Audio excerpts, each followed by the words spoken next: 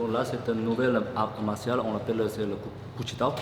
Et c'est la première fois qu'on essaie de développer chez Okajio. C'est un art martial qui est assez récent et j'avais créé en 2009. Et donc on met l'accent c'est plutôt sur les deux mots, c'est actualisation et équilibré.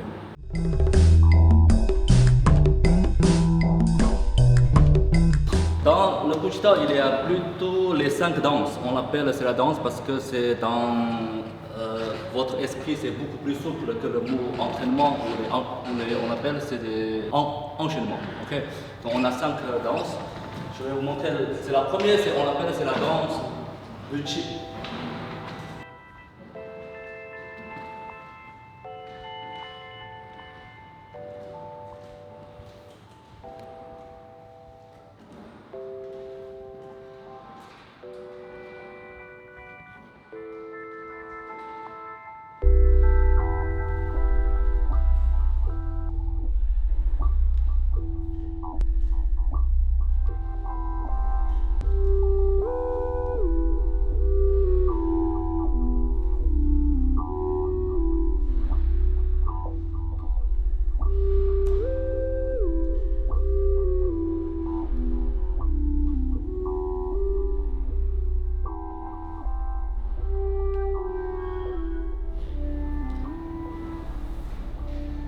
Voilà, je vais vous montrer une petite partie. Et c'est presque le même mouvement. On peut servir avec les accessoires. Donc dans le Kuchita, on n'a pas de mot arme. Il n'y a que des accessoires de la vie quotidienne. Par exemple, c'est un parapluie ou des livres commis, voilà. Où il y a des baguettes chinoises. Là, je vais vous faire une démo. C'est presque le même mouvement que la danse de Chi. La manu, ok? Vous pouvez voir. Donc 80% de mouvements dans le Kuchita, on utilise la même action. C'est presque la même. Vous pouvez retrouver, par exemple, tout à l'heure, je vais vous montrer, c'est la danse du Chi. Voilà, là c'est la même, mais on utilise un parapluie.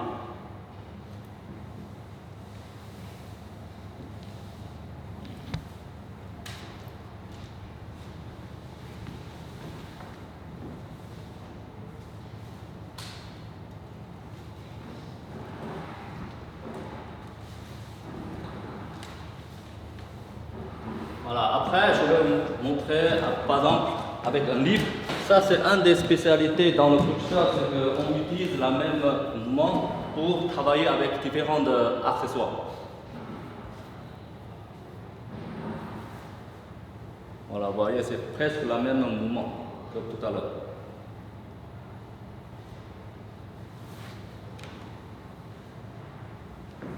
Ce sont des accessoires, après on peut utiliser dans self-défense. Comme ce ne sont pas des armes, on peut apporter n'importe où. On ne viole pas la loi. Ça c'est très important dans l'esprit de Kuchita.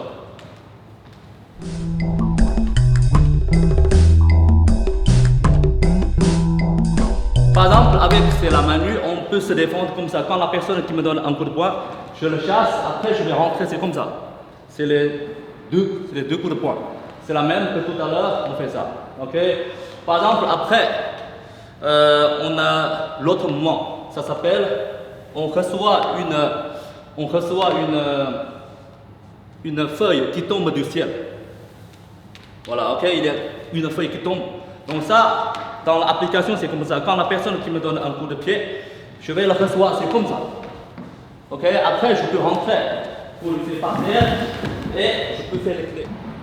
Soit je avance directement avec le coup de poing ou le coup de coude, c'est comme vous voulez. Dans le même mouvement, on peut utiliser avec par exemple un parapluie. Voilà. Donc tout à l'heure, je vais faire un mouvement, c'est comme ça. Bon. Et là, ok. Donc par exemple, quand il m'a agressé, je fais ça. Je attaque, c'est jusque là. Vous voyez bien, c'est le poignet, ok. Parce que ça, c'est son articulation. Il faut que sa articulation qui ne peut plus bouger. Je vais là. Après, je vais attaquer, c'est comme ça. prendre. Ok, même avec ça, ça peut être ça aussi. Donc ça c'est le mouvement suivant. On cherche une feuille qui tombe le ciel. Ok, donc avec le parapluie c'est le même. Je descends comme ça, d'accord? Donc par exemple, quand le gars qui me pique, je fais directement vers le sol. Parce que ça c'est un recul. C'est son couteau, il est là. Ok, je vais reculer. Non, c'est pas pour me piquer là. C'est pour piquer, c'est parce que dans la vie quotidienne, il fait ça ou il fait ça d'abord. C'est très rare, il va commencer par en bas. Ok, donc moi, ce que je veux faire, c'est que je fais ça, bon, je vais descendre. Parce que là, comme il y a le manche, je peux faire ça. Ok, éventuellement, je peux le tirer, il va le tomber et puis je peux faire quelque chose après. Donc ça, c'est un accessoire dans le couche-tard. C'est pas une arme. On peut l'apporter, c'est n'importe où. Ok, après, la même geste, je vais vous expliquer avec un livre. Parce qu'un livre, actuellement, les livres sont très en bonne qualité, voilà. Ok, ça peut lui faire très mal. Donc quand il me pique, c'est, voilà, je fais ça. Ok, je peux très bien le casser, c'est le couteau ou le poignet. Voilà, quand je suis là, je fais ça. Bon. Ça, c'est directement, c'est dans le visage. Ok? Et puis, normalement, dans la rue, il y a beaucoup de gens qui veulent se montrer, c'est que comment on peut se défendre avec un couteau, avec la main nue. Donc là, c'est plus possible parce que c'est le couteau dans la vie réelle, c'est tellement vite. Avec le main nue, c'est impossible. Sinon, on doit travailler des années pour avoir un bon résultat. Ok? Mais avec un livre, il n'y a pas de problème. Parce que je vous fais un exemple. Ça, c'est pas un couteau, mais c'est pas loin de couteau parce que on appelle quoi? C'est les ciseaux. Voilà, je vous fais un exemple. Ça, c'est un livre aussi. Ok? Je mets là. Vous regardez bien. Bon, vous regardez, ça traverse un peu, mais pas énormément. Ok? Voilà, c'est jusqu'à là, c'est fini. Après, il n'y aura plus. Donc, par rapport, c'est la peau. C'est très pratique. On n'a pas besoin de travailler, on appelle endurcissement. Dans le combat, quand le gars qui me donne c'est un coup de pied, généralement on fait ça, c'est avec les bras. Mais il y a beaucoup de pratiquants d'arts martiaux, ils ne sont pas travaillés avec l'endurcissement. C'est très difficile. Pour avoir une main, c'est en fer, ou pour avoir un bras, c'est en fer, ça prend des années de travail. Dans le couche-tard, on propose ça. Ok? Avec ça, on n'a pas besoin de travailler l'endurcissement. Parce que quand le gars qui me donne un coup de pied, au lieu de ça, je fais avec ça, avec le livre. Ça nous permet de continuer c'est le combat. Donc c'est la même idée, c'est avec le parapluie. Ok? Donc quand il me donne par exemple, c'est un coup de poing. Ok? Au lieu de ça, je vais prendre avec le parapluie. Donc ça peut amortir énormément. Et puis ce sont des accessoires, c'est pas très lourd et on peut porter, c'est n'importe où. C'est très utile, voilà.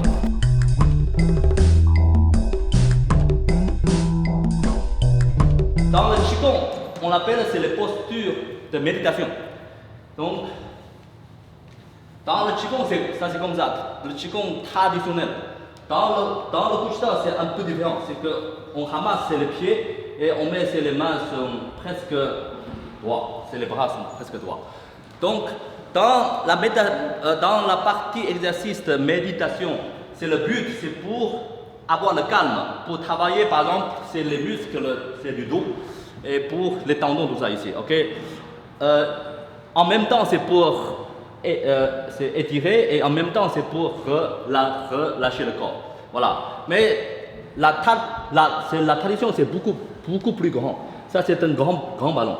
Avec cette posture, on doit tenir à peu près 1 heure pour avoir une bonne santé. ou le côté martial. Donc ça prend trop de temps. Dans le Kushita, on veut économiser, c'est le temps. Donc ça c'est comme ça. Ok? Dans la vie moderne, on n'a pas le temps. Il faut qu'on puisse économiser beaucoup de temps parce qu'on n'a pas que ça à faire. Alors dans la tradition, c'est très rond. Donc ça veut dire on prend ici. Sébastien, tu viens. Ok? Voilà. Donc la personne quand il tient là, il tend les bras, il peut tenir par exemple 1 heure. Mais dans le Kushita, c'est la même chose, mais il tient là. Donc ça, c'est pas 1 heure. Peut-être 5 minutes, ça peut vous entraîner pour le dos, pour les épaules et pour tout le reste. Donc ça, c'est pour économiser, c'est le temps, mais le résultat, c'est le même. Dans le Kushita, il y a autre exercice. Voilà, c'est une sorte de promenade. C'est exactement, c'est comme dans la vie quotidienne, mais on fait lentement. Je vais vous montrer une fois, ok? Voilà, tu fais une pause, voilà, je fais ça. Hein? C'est comme je suis en train de promener dans le parc ou dans la nature. Ok, il y a des fois on peut faire ça. Les 2 mains sont là. Ok, on met les mains sont là. Voilà, parce que dans la vie quotidienne, c'est que quand on fait le promenade, c'est à peu près cette vitesse. Ok, donc dans le Kushita, on commence par un peu plus lent. Donc ça, c'est le but, c'est pour se calmer.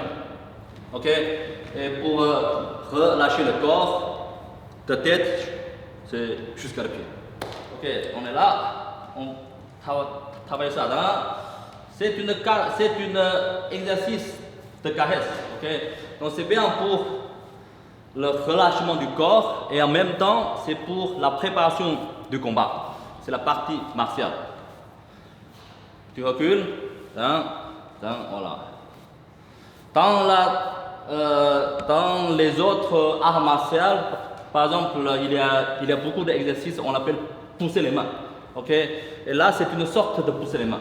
Dans le Kushita, on danse avec le partenaire. Voilà. Ok. Donc après, quand on travaille ce genre d'exercice, d'abord c'est pour la santé. Ok, c'est pour relâcher le corps, pour avoir une harmonie avec ton partenaire. Et après, ça peut être, c'est la préparation pour le combat. Ok. Exemple. Ok, je vous fais un exemple. Donc par exemple, quand il me tient là, je peux le tenir là et ça, je peux directement aller jusqu'à là. Donc ça, c'est un exemple que je vais contrôler ces articulations.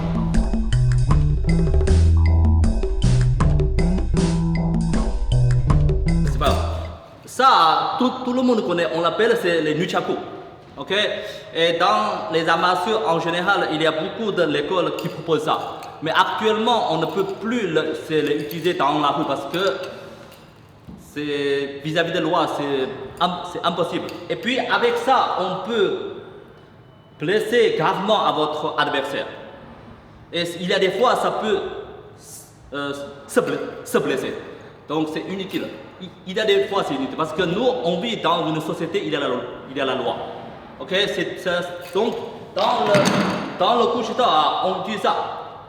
L'idée, ça vient de là. Ok, c'est les nunchaku. L'idée, c'est la même. Mais comme c'est les baguettes chinoises qu'on mange quotidiennement, ok, on met comme ça. Après, pour les femmes, on peut mettre sur les cheveux. Pour les hommes, on peut mettre dans la veste. C'est très léger, ok, très léger et puis très utile. Et je vous fais un exemple. Ça, si je vous fouettez, voilà. Donc, dans l'esprit de Kushita, c'est le but, c'est pas le tuer ou pour le blesser gravement. C'est plutôt pour le calmer. Ok? Donc, quand on peut calmer votre adversaire, on n'a plus d'ennui vis-à-vis de la loi ou la police ou tout ça. Ok? Ça, c'est un des esprits dans le Kushita. Donc, c'est très en sécurité. Voilà. Et quand on manipule ça, ok, c'est les nunchaku. Comme c'est très risqué, on ne peut pas bien s'exprimer. Et là, il n'y a pas de danger. On peut mieux s'exprimer, mieux exprimer. Dans les arts martiaux, c'est la même chose que la musique ou la peinture ou les gens qui chantent. C'est pour s'exprimer. Ok? Et c'est beaucoup de disciplines d'arts martiaux, on a trop de limites. Il y a des fois, c'est difficile, ok, pour bien s'exprimer. C'est le sabre ou le couteau ou les bâtons longs ou les nunchakus, l'épée, tout ça, on ne peut pas les apporter dans la rue comme il faut. C'est très difficile. C'est seulement on peut travailler dans la salle, ok, mais c'est pas utile. Dans la vie actuellement, c'est que ce qu'on a appris, il faut qu'on puisse l'utiliser. On peut travailler pour amusement, on peut travailler pour la santé, on peut travailler pour éventuellement se défendre dans la rue.